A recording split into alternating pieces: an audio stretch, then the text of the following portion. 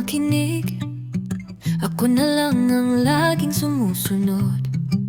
Ikaw ang nauna, ikaw ang naunawaan. Kahit ako na yung pagod, pero pag ako na ang may kailangan, tahimik lang kayo, parang wala lang.